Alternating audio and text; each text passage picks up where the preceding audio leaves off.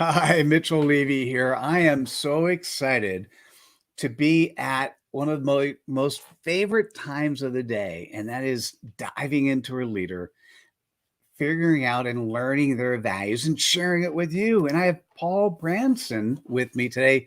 Paul, welcome. Thanks for having me, Mitchell. Excited to be here. Uh, it is it is amazing. We had a great conversation. We're going to dive back into that about a month ago. But Mhm. first, let me throw the ball over the court and say, hi, Paul. Who are you? Do you have, are we on this for 4 hours, Mitchell? How long do I have for that? So I am, first and foremost, I am somebody that loves to speak in front of people. I am somebody that loves to travel. I am somebody that's very driven, ambitious. I am somebody that enjoys learning from others. And I am someone that I always want to be evolving as a human. And I think I live in Atlanta, Georgia, grew up in Boston, went to Boston University. And I love to travel for both work and for pleasure. That gives me, that's Hmm. my 30-second in a nutshell. Hmm. Boston. I spent 3 years. I loved Boston, other than winters. Boston's a Maybe the great first city. winter. Maybe the first winter you like, right? Um, we. What was fascinating when we were in the green room is you were quoting things that I had said a month ago, Mhm. and and I just thought in today's world we meet so many people in a month. I thought that was really powerful that you had thoughts and ideas from last time, and I think we Yeah, talked about values. we So did. tell We me did. what caught your attention. You first thing you said is, Mitchell, I did something with my friends that I never would have done without you. I'm like, all right, you got to talk about that. So you had mentioned this when you and I first were introduced about a month ago. And then as I was preparing for this, one of the things the theme would be understanding core values, your core values. And I'm like, wow, I don't know that I've ever done an exercise. Because if you just asked me right now, what are my core values? I'd have to it would be longer than a pregnant pause. I can promise you. So it made me reflect. I had to talk to I have a personal board of advisors that I like to speak to. I'm like, what do you think my core values are? And I'll tell you what I think they are. And we came up with five that I'm really excited about because I believe Really nice. I live my I live. By the way, I'm not going to say these are better than everybody else's core values. I love these core values because I run my life by these. And I have to say, I've been talking about it all day today. I talked about it with my trainer. I asked him what his core values were. So you really got me thinking. That's something I just don't think about to articulate it, but I run my life by it. I've been running my life by it. I interact with people by it. So I'm excited about the five I came up with. Do you want to know? Do you want to know Yes, what they are? Are please. you sure? But Uh, I'm gonna. I'm not sure. I'm sure. You tell me. I'll tell you afterwards. But yeah, of course, if they're yours, of So course, I'm sure. authenticity. Okay. I want people to understand that I'm transparent. Excellence. I believe in high standards for myself. I also, when I work with people, I try to bring out the best in them. Self assuredness. I always want to my self image is important to me. I know that that's how I operate, and I work on that to hopefully keep my esteem high. Freedom. I have to have freedom, which is probably why I'm not married. But that's a side note. Nothing wrong with I that, by was the way. not going to Nothing go wrong with there, it. but There's nothing maybe wrong we with it. There's will. But nothing wrong with that. Nothing yeah. wrong with it. Nothing wrong at all. High respect for it. I need to be able to. That's actually why I think about freedom, and that's actually why I went on my own 22 years ago. Is I want to be able to make my own decisions. I don't want anything to feel like I is holding me back from making the decisions for my happiness. And the last one is health. To me, not only physical health, but also being around healthy people and myself being healthy. So those are my core values. So thank you for inspiring me to do that, Mitchell. Oh, you are so welcome. So, authenticity, excellence, self assuredness, freedom, and health. Memory. I Good wrote it down. memory. I always try to think about immediately what's the acronym we could add that with. I tried it Um, already. It doesn't work. I tried it. Doesn't work. yeah, F and H don't really go together. And there's Yeah, but S and yeah, H do. SH. Yeah, sheaf. That's not Sheaf. very exciting, is it? No, it's not. It's not. And if it was a T instead of an E, it'd be shaft. But hey, that doesn't work really well. Okay. So what's interesting to me is there's so many elements there of the 10 values of credibility. Authenticity is a direct smack. Having the intent and commitment to do the right thing fits within what you're doing. I don't actually, it's fascinating. I don't actually have anything that says excellence, but I think if you have integrity, both internal and external, you're delivering on that excellence. Yeah. I definitely have showing respect, which is what you do. That's really interesting to me. All right, so how did you come up with those five? Did your advisory board tell you this? Did you know it? What? So I initially, you see, when I see the word excellence, I'm always looking to be a high performer, and I love to work around high performers. And so I thought excellence was an easy one. But the other ones were people that, when I say board of advisors, there's people I highly respect within my inner circle, and they know me. I will always want to be sure that I have an accurate self-assessment, and they help me when I look in the mirror. They help me with that accurate self-assessment.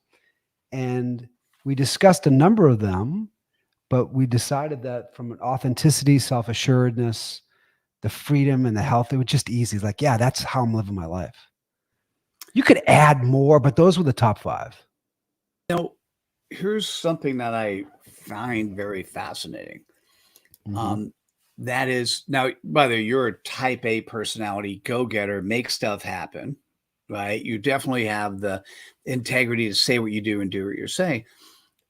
What's interesting though, it's really hard for us to see ourselves.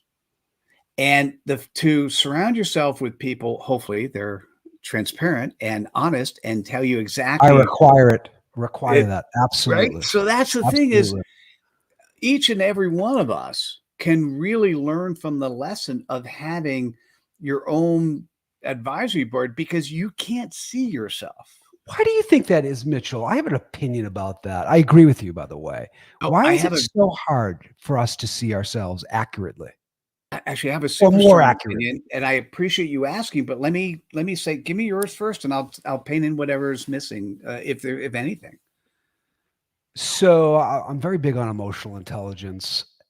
I feel like I think there's two things. One is there's the real possibility that people have high self-awareness, but they don't regulate appropriately. Ergo, people think they don't have self-awareness.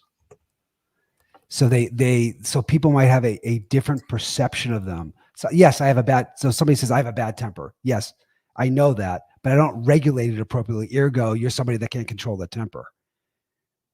And they think, well, they don't have, that person doesn't have really good self-awareness. So I feel like unless a lot of people don't have the accurate soundboards that you just talked about, in my opinion, I feel like I have very strong self-awareness, but I always check it with people that I respect. Hey, I think this about myself. Do you think that's accurate? Most people don't even. Do that. Yeah, they don't do that. Like that's so powerful. I, what What's interesting is you maybe naturally go out and ask other people what they think. Most people actually lie to themselves, right? So I'll step back. So That's interesting. imagine what happens when you look in the mirror. You make an image of yourself. Mhm. And then probably for the next 6 months, sometimes next 5 years, when you look in the mirror, you're seeing the image you made at a certain point in time. You're not actually seeing that. Like, and every now and then you go, you really look at yourself. Is that really what I look like? Right. And well, that's what happens in terms of how we interact. And so the best example I could give is I did a survey on LinkedIn and I said, okay, how many people first of all, for yourself, what level of accountability are you? and 63% of the respondents said they were accountable. And I knew I asked the wrong question. So then I said, in your network of the people you really trust, how many of them are 100% accountable all the time? And the number was only 10%. And so that is a measure of okay, when we're talking about ourselves, we're accountable, but everyone else around me is not, right? And it's the lying to ourselves. Is it the lying, or are they just unaware? Semantics? Ooh, Semantics? yeah. It's a good question. I think lying is probably a bad word. And I said that word when I wrote my post on it. I Sure. said it to try to draw emotion, but it's Sure. not really. It's we will change as humans, we'll change reality a little bit to fit the situation we're in. Yeah. And that's why having I sat on the board of a public firm for a while. That's, the board's role is to be the guardians, the safekeepers of the investors, not of the firm, not of other things. That's a different story, right? And their view is to really be accountable, to be supporting the investors to make sure all the right things happen, right? So you having a board for you personally is to support that you're coming across the way you either perceive it, and if you don't perceive, if what you're hearing is not right, to fix it. I assume that's what happens. Right. The other thing, the other challenge, Mitchell, I believe, is people have different definitions of what's appropriate. Ooh. It's from my experience, there are different degrees, different definitions, which, by the way, can also skew how people look at somebody, which can skew somebody's self-awareness. It's a fascinating subject matter, by the way. It is. Most people aren't having coffee talking about emotional intelligence. No. They're just not. So tell me a situation where you went to your advisory board asking that question and you expected a result, but they gave you something different. You mean that's what my best friend does? She does that all. They don't. Yep. You talking about not telling me what I want to hear? You mean yesterday? Okay, yeah, no. I can be. Oh, I have a lot of these. So, ask me the question one more time, so I give you the. I want to pick the right story. Okay. No. By the way, what a great, like the most amazing stall technique, and it's not in a negative way. It's just, hey, I need a little bit more time. I want to think about it a little bit more. Mitchell, I'm a pro at this.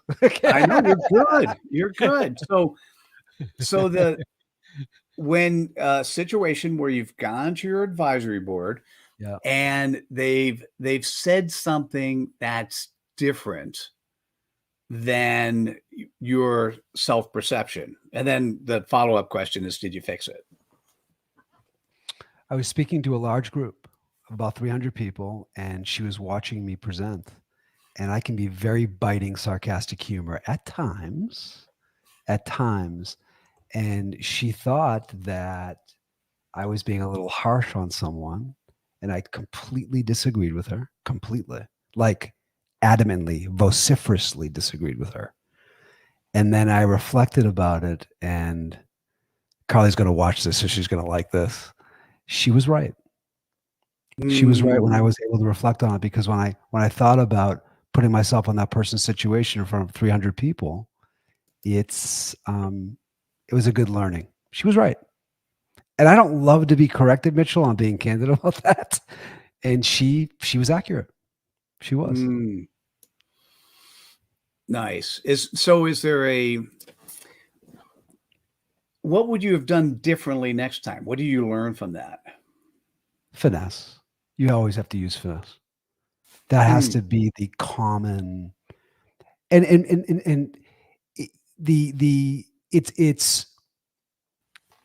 it's not about what feels good to me. It's about what's going to feel good for the masses and what's the right thing to do.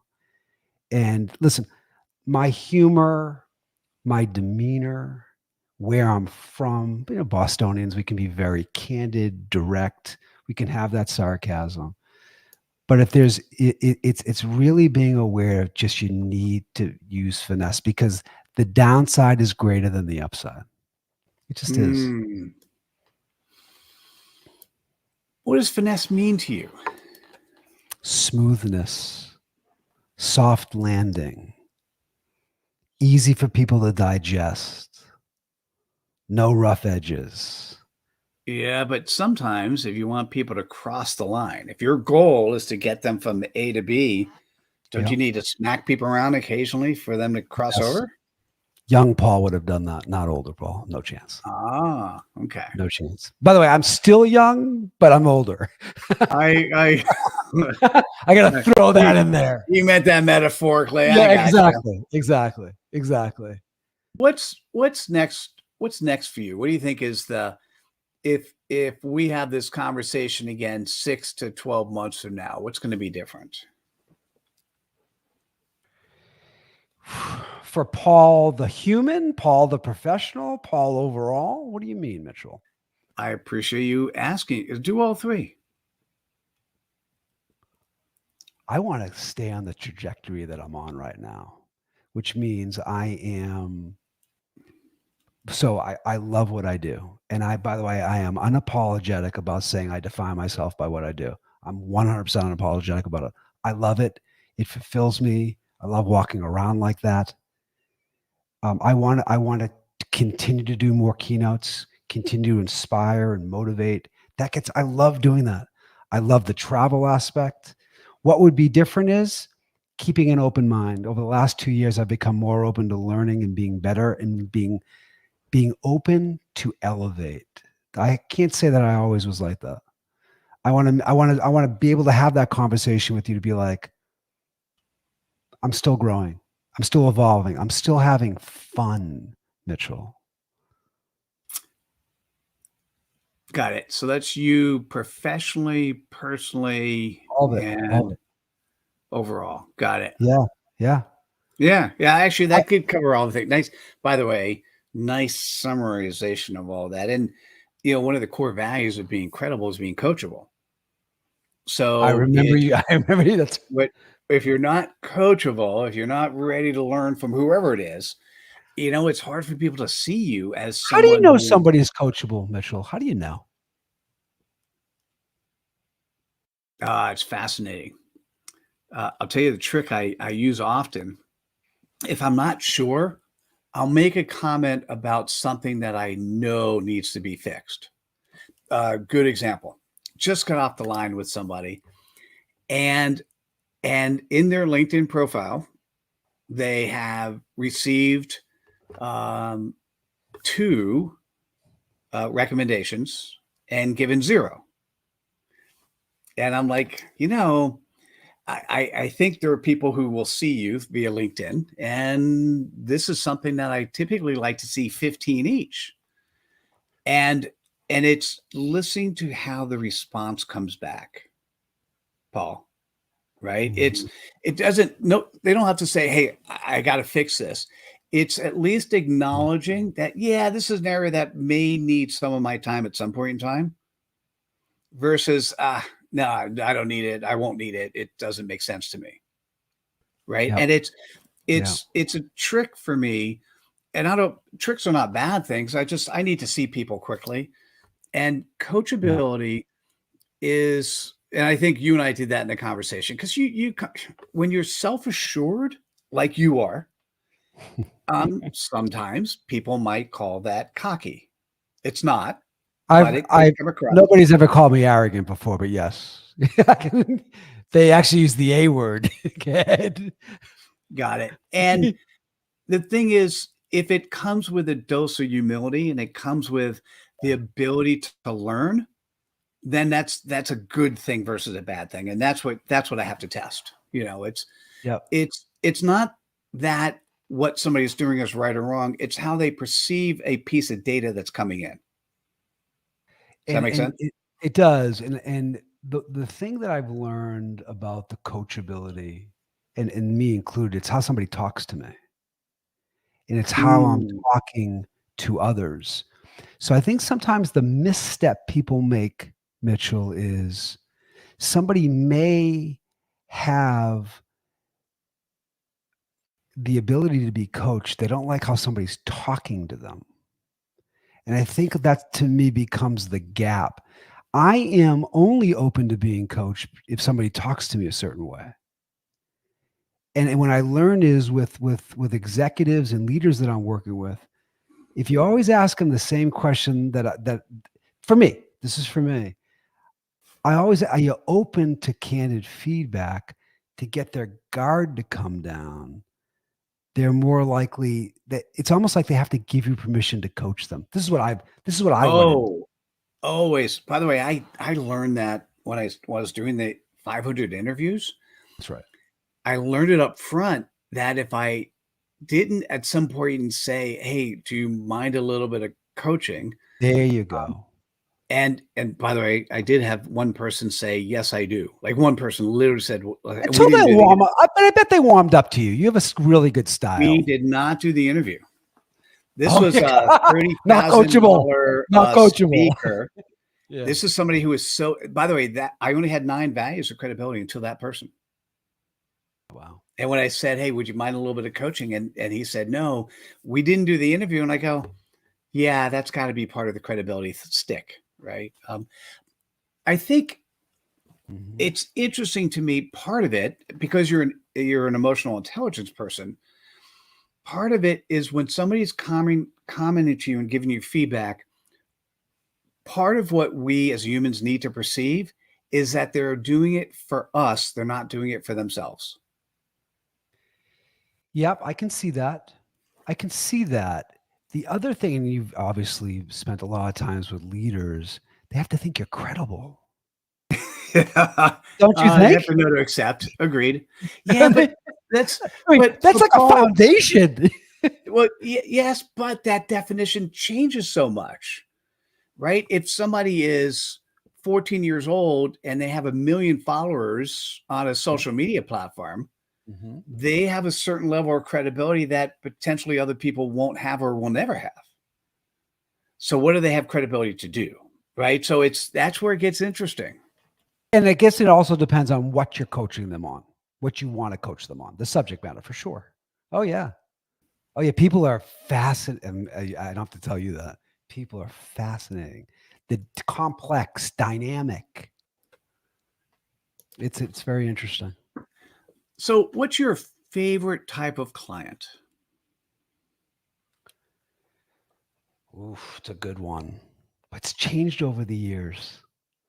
Hopefully, by the way, hopefully, as it should. Fair. So my favorite type of client are the ones that are all in. They're all in. Meaning there is, and I love working with all clients. I want to throw that out there. But the ones that are more skeptical when you walk in, there's a bit jaded, they're experienced already. Still love talking to them, by the way. But the ones that are just, they're all in, they take what you're talking to them and educating them on, and they apply and embrace, and they want more. That's the people I love to be around. That's my favorite. I hope this answers your question. That is my favorite client. Oh, it's great. All right. So listen, if somebody's listening or watching and they're interested in talking with you and learning more, what is the best way? And hold on, by the way, I've got one great question after this. But what is the best way for them to reach out to you? So 2 ways. paulbramson.com, paulbramson.com, or on LinkedIn for sure. Both on my personal and my business LinkedIn. Those are the 2 easiest ways to reach me. Perfect. Thank you. Of course. Now, how this conversation went a certain way, didn't know where it would go. I just knew it'd be fun. Based on the level of conversation, is there a particular question you wish I asked, or is there a particular question that you'd like to ask yourself now? Woof. We could go either way on that one. So I would say that one of the questions that I wouldn't mind answering is, when you take a look at core values, when you're interacting with people today, what core values resonate with me?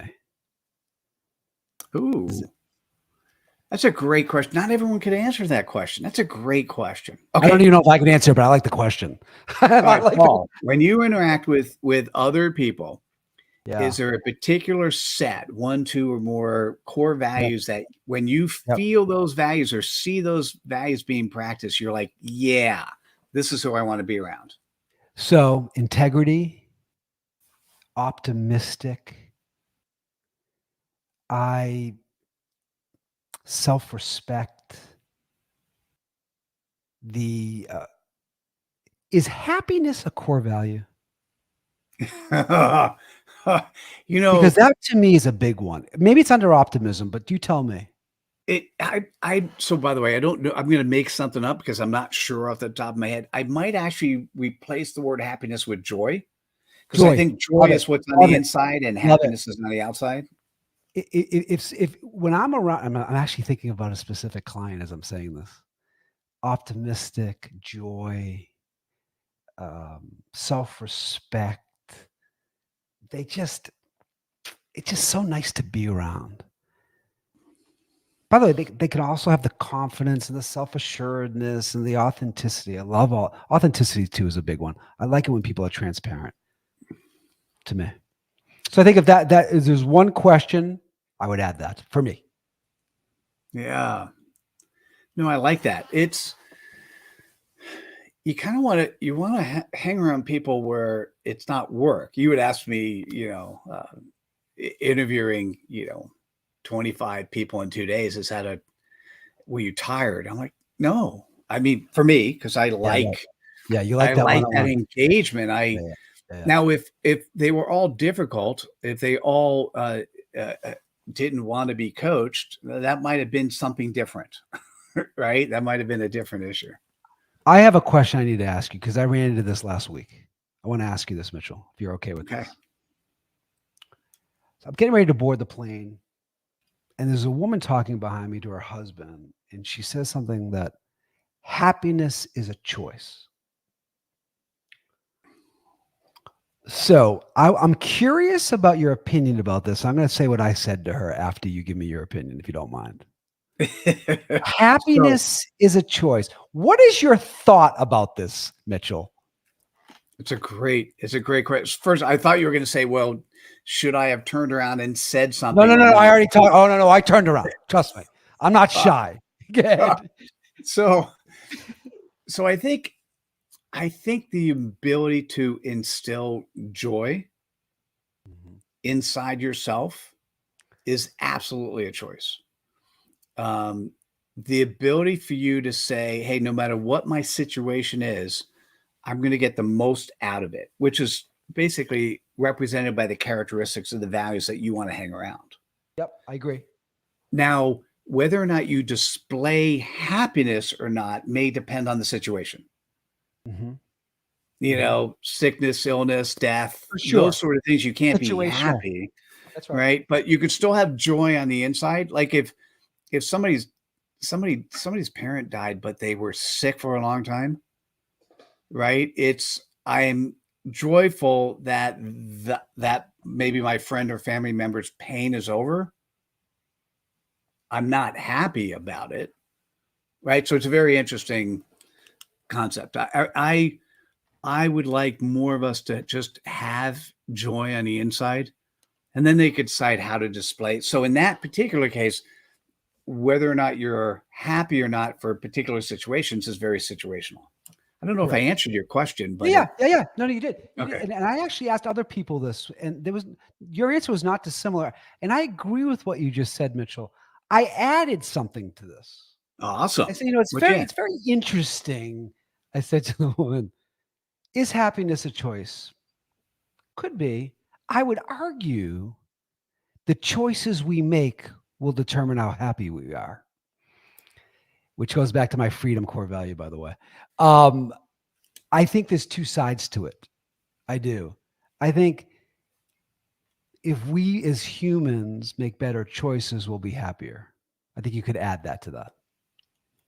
Well, I so love that because what I wanted to say at the end, but I would have done it after I said thank you to you. Of So course. I will still give you a thank you at the end. But one of the things that I do, one of the things I'm most excited about is helping somebody articulate their purpose, their joy in 10 words or less. We have something called a clarity booster. Next one's, we do it every month. So I'll put the link in chat. I won't actually give a date because I want this to live on forever. But every Sure. month we do one of these things. And what's interesting is if you actually can articulate your purpose in 10 words or less, you and I did this for you last time. It's called a Yeah. CPOP. The Yeah. choices you're making are from the playground you play in. So it allows you to be happier because you're making choices that are within the compass of what you already know you to be. That's a great, I think that's an addition, Paul, that I will remember going forward. The happiness and joy question. And is it a choice? Well, if you can get your CPOP, then happiness will be a choice. There you go. There you Thank go. you. Thank you, Dude, Mitchell. appreciate you adding value. That was awesome. Really fun spending time with you. Thanks so much for sharing. My pleasure. Oh, you're awesome. And for everyone else, thanks for hanging out. Thanks for being with us. It's now time to spread some cred dust. Click on the like button, share with your friends, take the aha message that you grabbed, like maybe it's the icebreaker, like is happiness a choice? Take that aha message, share it on social, and we'll see you at the next episode of Leaders Living Their Values. Take care, everyone. Bye now. Thanks.